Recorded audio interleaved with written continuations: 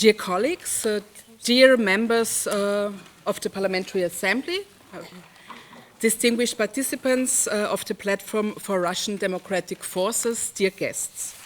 It is my privilege to open today the first meeting of the Platform for Dialogue with Russian Democratic Forces, established by this Assembly in October 2025.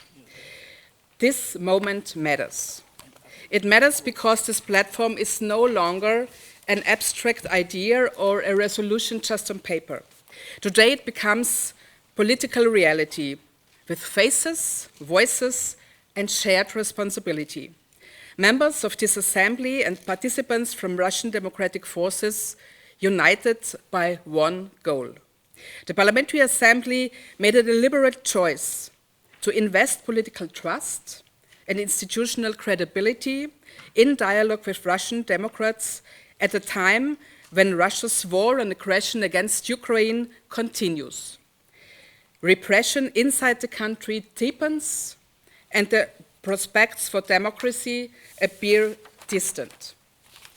In March 2022, the Russian Federation was expelled from the Council of Europe upon a proposal of the Parliamentary Assembly.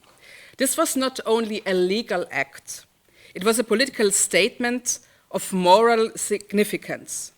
Putin's regime cannot belong to a Europe built on democracy, human rights, the rule of law, and peaceful conflict resolution. And yet, geography remains.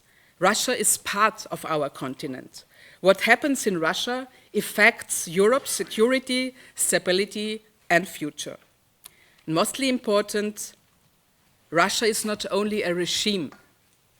There are people inside and outside the country who reject the war, who condemn the crimes committed in their names, and who want their country not to be an aggressor, but a partner.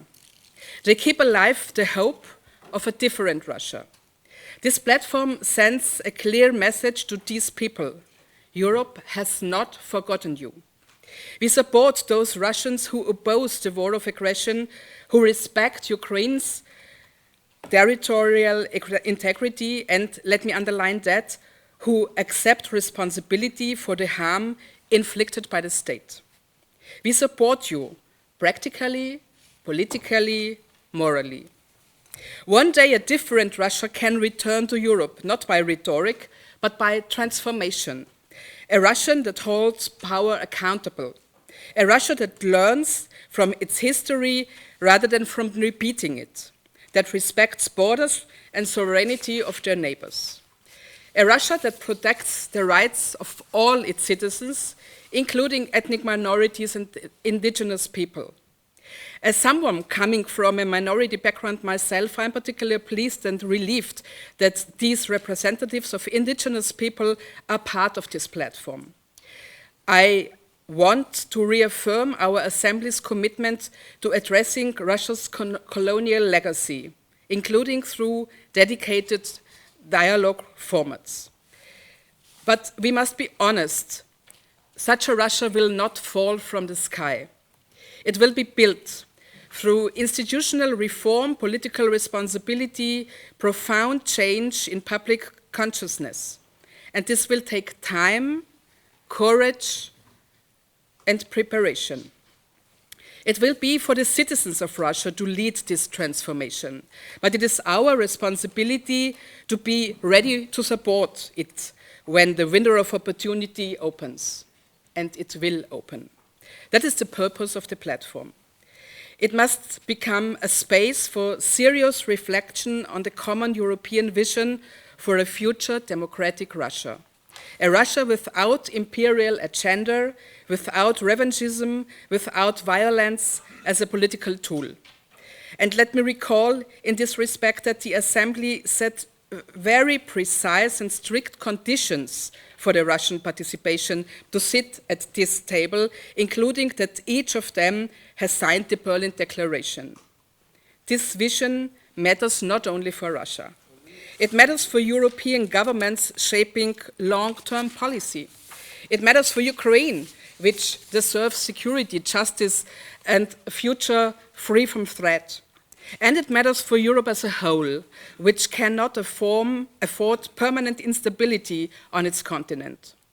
Today, we are not only launching a new mechanism, we are laying the groundwork for the foundation, brick by brick, idea by idea, responsibility by responsibility. This is ambitious, indeed, but history rarely moves forward without ambition. So let us begin our work with realism, with courage, and with the conviction that democracy does not disappear forever, even when it is violently suppressed.